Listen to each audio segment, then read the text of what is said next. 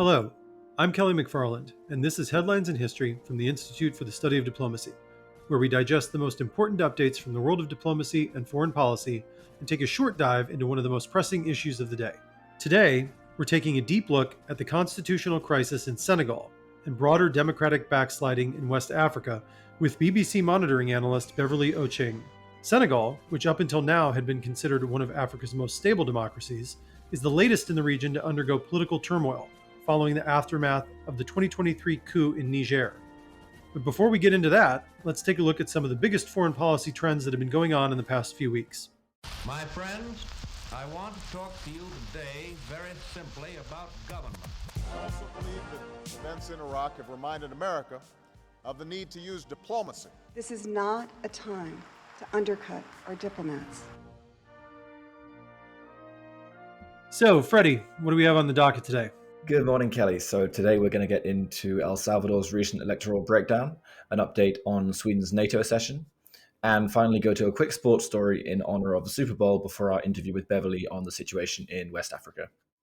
The biggest election story right now in Latin America is El Salvador, where incumbent President Bukele won re-election in a landslide.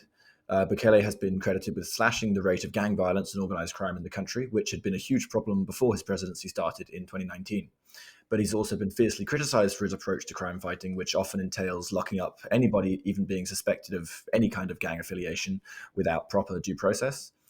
The president's re-election also violated the constitution, which only allows one consecutive term, raising fears that Bukele could be setting himself up to rule indefinitely.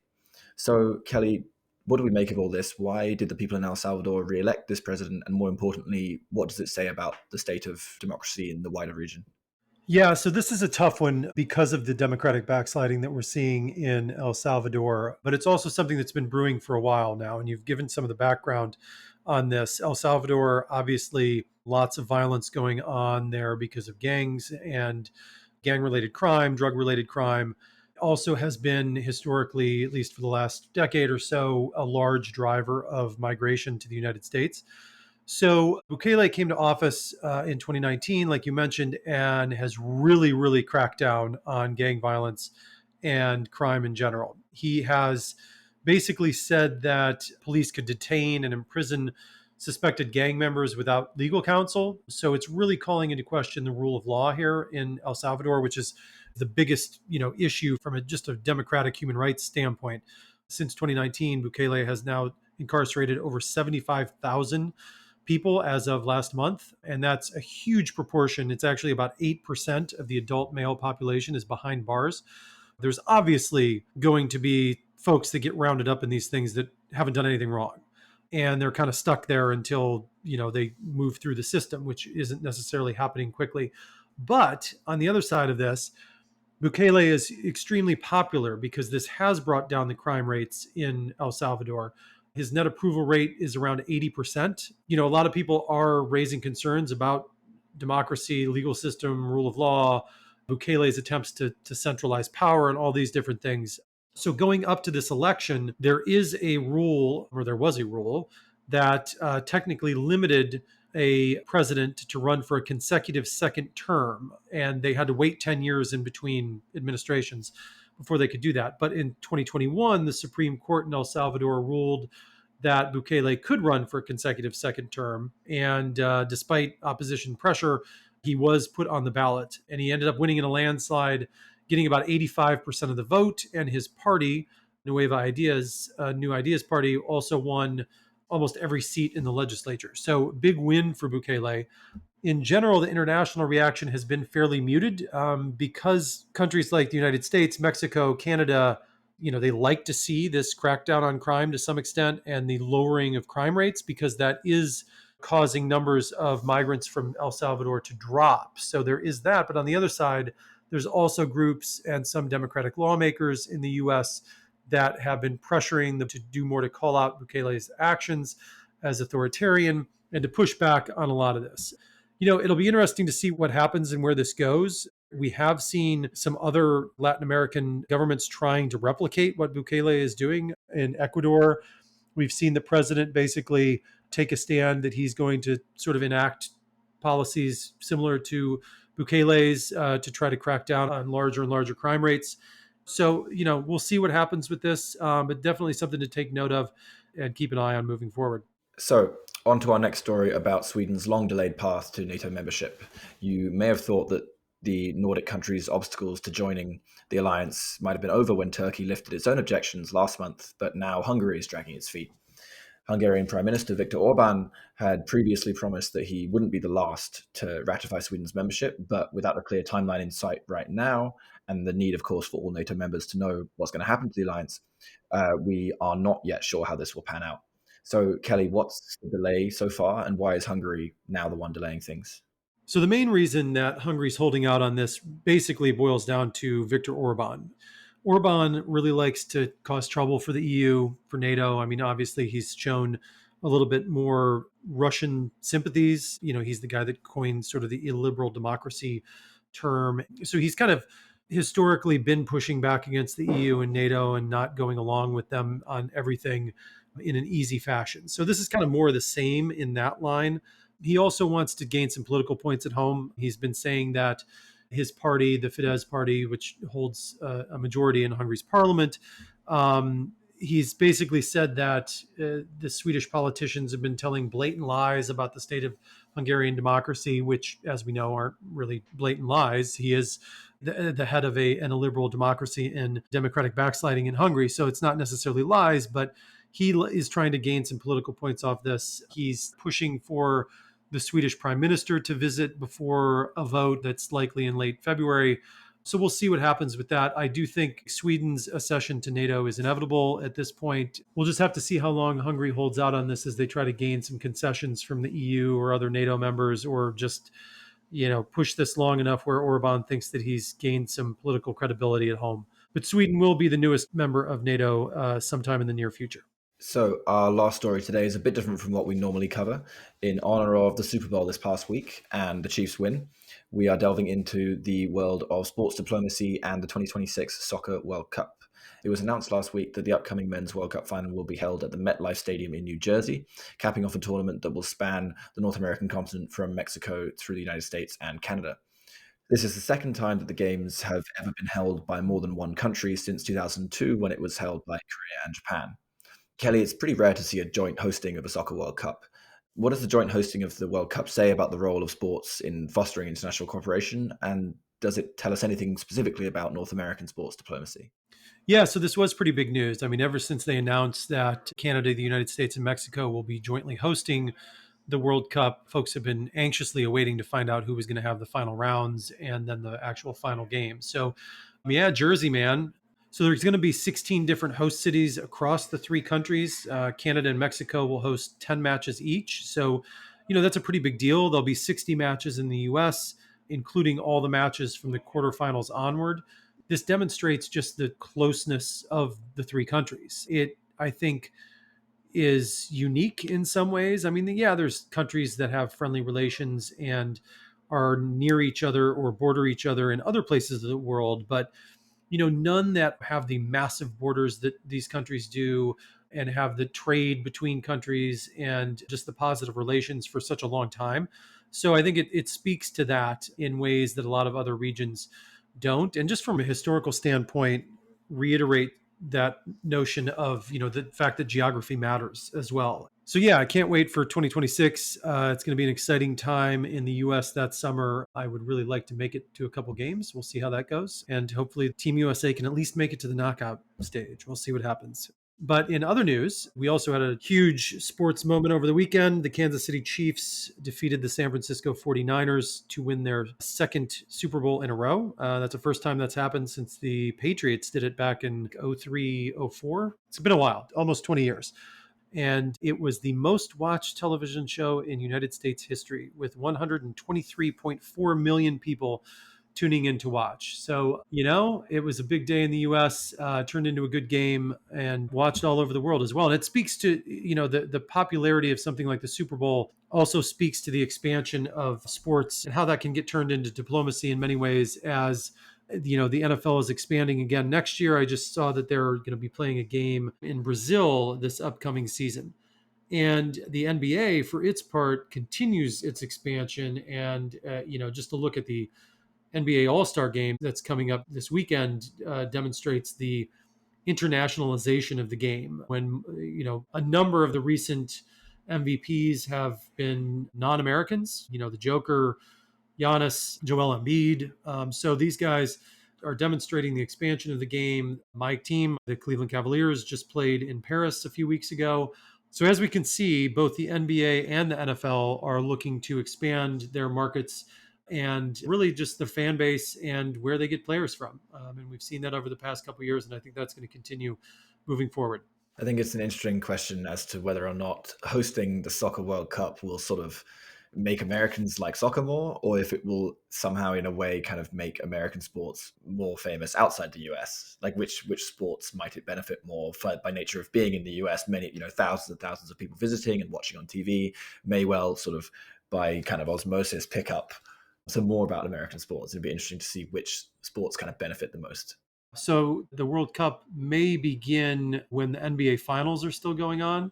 Otherwise, they'll just be getting the sort of ho-hum boringness that is the mid part of the Major League Baseball season. Yeah, we'll see. It'll be interesting. And I know there was a lot of talk about this the last time the World Cup was hosted in the US. Like, this is going to be the thing that drives it forward and moves it forward. And I will say, we've had a lot more, I think, good players come out of the US and go play in Europe since then in some of these bigger leagues, but it hasn't necessarily translated to Team USA success. But we'll see. I'm sure that if there's any year when it gets a lot more money and attention, the team, it'll be this one. Yeah, you would think so. We'll see if that translates to W's on the soccer pitch. So that ends our news roundup. And we now move to our conversation on Senegal and democratic backsliding in West Africa and the Sahel. We're excited to chat with Beverly Ochieng, a senior digital journalist and Africa specialist at BBC Monitoring, who is an expert on African power politics, security, and governance. She's also a non-resident senior associate at the Center for Strategic and International Studies Africa program.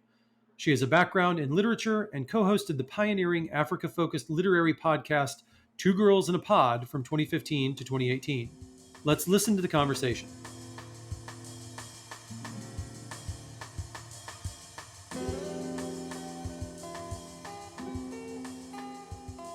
All right, welcome back. And as I noted, we're thrilled today to be joined by Beverly Ochieng to talk about what's been going on in West Africa and the coups there lately and what we're seeing today in Senegal. Beverly, welcome and thanks for joining us. Thank you so much for having me. So, to start off, why don't we start by giving our listeners a little bit of background? A lot has been going on in West Africa over the past few years. Can you walk us through a little bit of that recent history of coups in the region and try to help us understand a little bit about why they're taking place?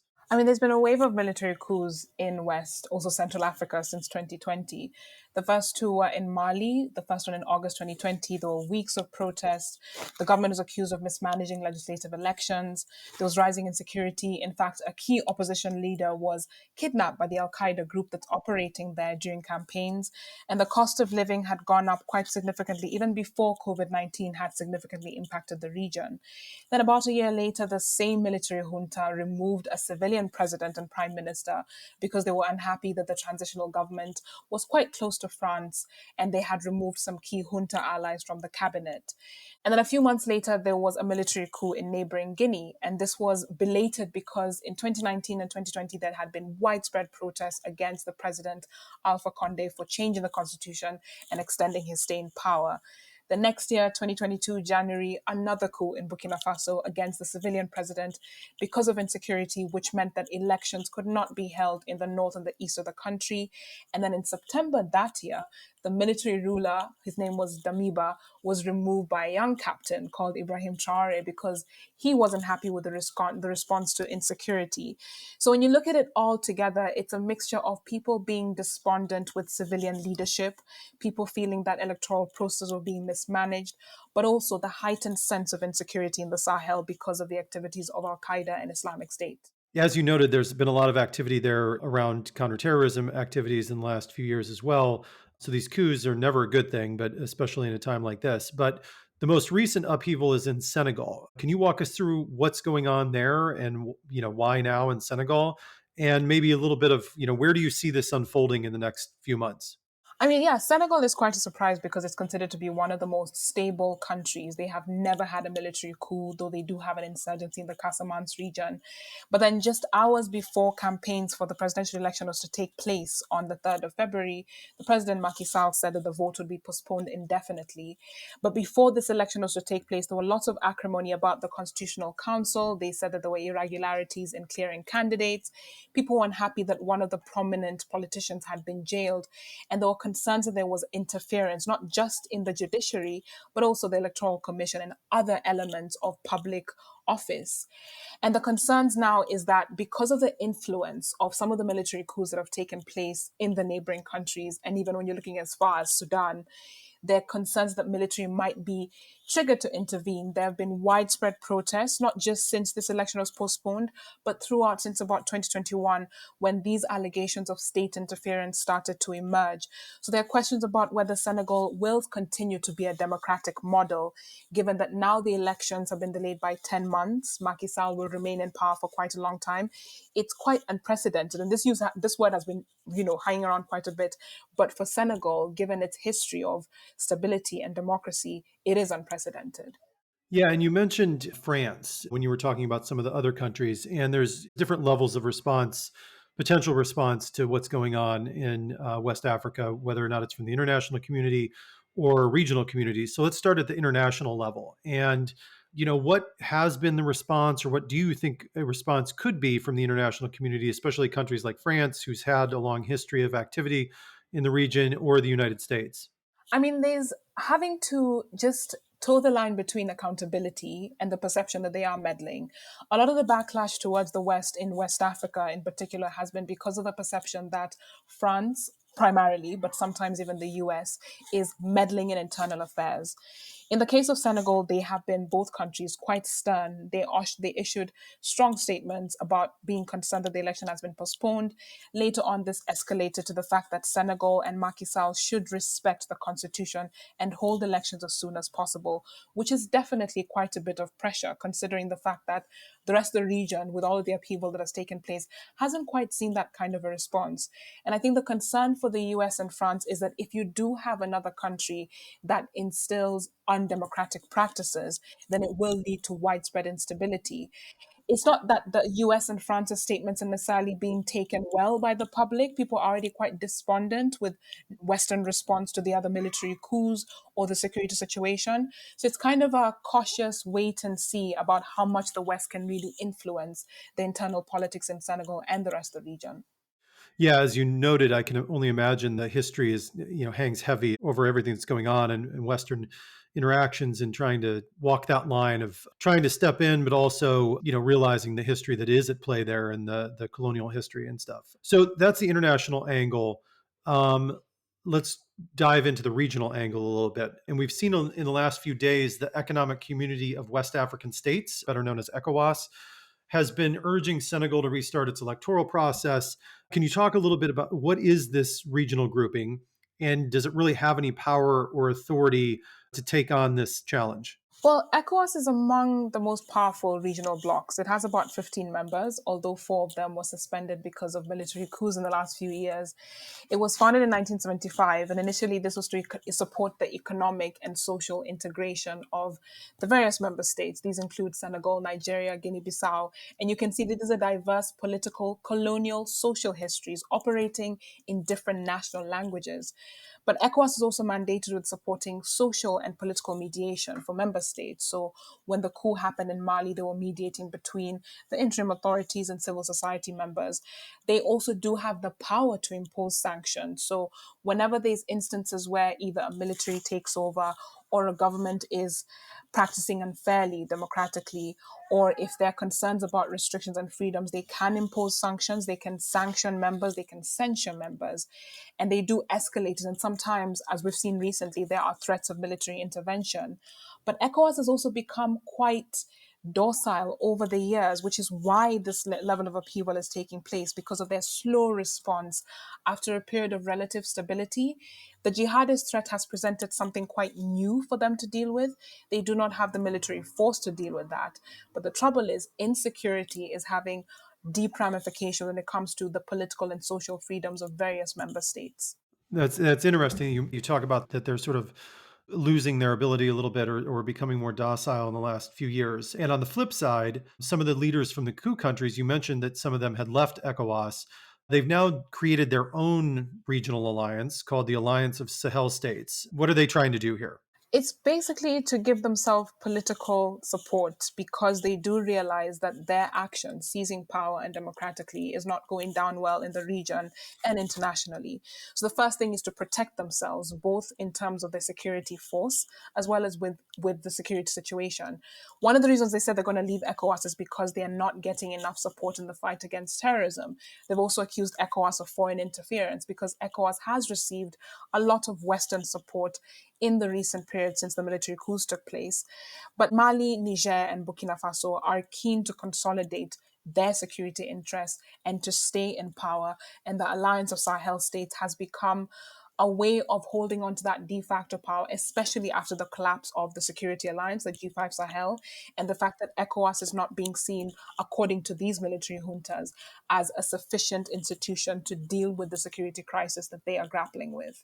You had mentioned that one of their qualms about ECOWAS right now is the fact that they want more CT support from the group and other regional countries. But at the same time, we had talked about France and the United States. They had been giving a lot of CT support in the region, but yet these coup leaders have talked about having too much influence in the region. So is this sort of just a ploy to find something to complain about? Do they really want more CT assistance, or how do you shake that sort of differing views out there? I mean, it's true. It does feel quite contradictory because the three countries and even the whole region was benefiting from France's military support, whether it was training or equipment or even the presence of French forces. And the US still does have a presence. They have 1,000 forces in Niger in the northern region. But there was a lot of impatience with how well adapted those security mechanisms were to the level or the evolution of the militant violence. One of the biggest points of acrimony in Mali, for instance, was the fact that the government and some civilian quarters were in support of dialogue with militants, which tends to be an anti-Western thing, and France was completely against it. And there was the feeling that France was interfering with what would have been otherwise a better local adaptable mechanism to dealing with the insurgency rather than just having to fight or use brute force. At the same time, because of that very awkward relationship with former colonial powers and the fact that they have to straddle between accountability, so working with ECOWAS to make sure military leaders are accountable versus allowing countries to operate as a sovereign state, it becomes very difficult to negotiate with these militaries. They want things on their own terms. It's not necessarily for the benefit of the public, as we have seen. The jihadist insurgency has worsened in the last 4 years. In Burkina Faso, displacements are double what they were when there was a civilian government in place. In northern Mali, even though the military has gained territorial control, there's mass displacements. People are moving towards Algeria or as far as even neighboring Niger, where there is a crisis. So it hasn't improved in any way. And the Alliance of Sahel States has also become a bit of a proxy for an emerging, I'd say emerging because it's become quite a recent force, like Russia, to try to test its dominance in the region by upsetting Western presence. No, that's interesting, and it demonstrates how there's so much more going on in the region. And you mentioned Russia, which we didn't really get into, but that's also going to be a big factor in the broader regional and international game that's going on there as well. I'm going to get you out of here on a super easy question. But as you know, and a lot of our listeners know, there's been a lot of democratic backsliding in the last decade or so. And what's going on in Western Africa can sort of be seen as a microcosm of what's going on more broadly. But looking at this region in particular, are there steps that these countries can take by themselves in partnership with the regional groupings or international actors to help bolster democracy moving forward? I think the immediate urgent issue is just the security situation and being able to build national armies that feel empowered and supported to tackle the insurgency. And it's multifaceted, not just the boots on the ground, but also, do you have dialogue mechanisms? Do you have ways of dealing with militants who might give up their arms? Do you have ways of social rehabilitation? And then that now points back to stronger and more independent institutions that do ensure inclusion, because part of the reason people are taking part in criminal activities which otherwise lead to widespread instability is because of the lack of institutions that do enable them to be empowered. So whether it's schools that are functioning, whether it's political parties that are well represented, and then there's constitutional reforms, which are often centered on leaders consolidating power rather than expanding rights and representation. So it's important for Western partners to see what kind of strong civil society, media, digital literacy movements there are, so that they feel empowered enough to engage in meaningful constitutional reforms that make them feel like they're part of a democratic process.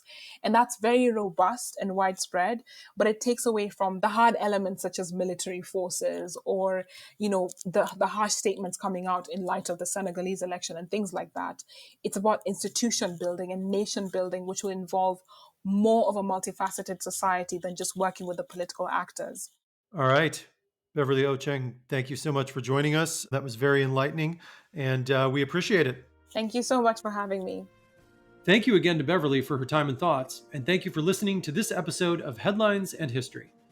This show is produced by Freddie Melanson and Jarrett Dang. Thank you to the Carnegie Corporation of New York for their support for this podcast. Be sure to check out any episodes you may have missed via our website. Please rate, review, and follow this podcast wherever you listen, and tell your friends and colleagues to come find us on Apple Podcasts, Spotify, or anywhere else they listen. Follow us on Twitter @GU Diplomacy and visit our website, isd.georgetown.edu, to learn more about our work. I'm Kelly McFarland. Until we meet again.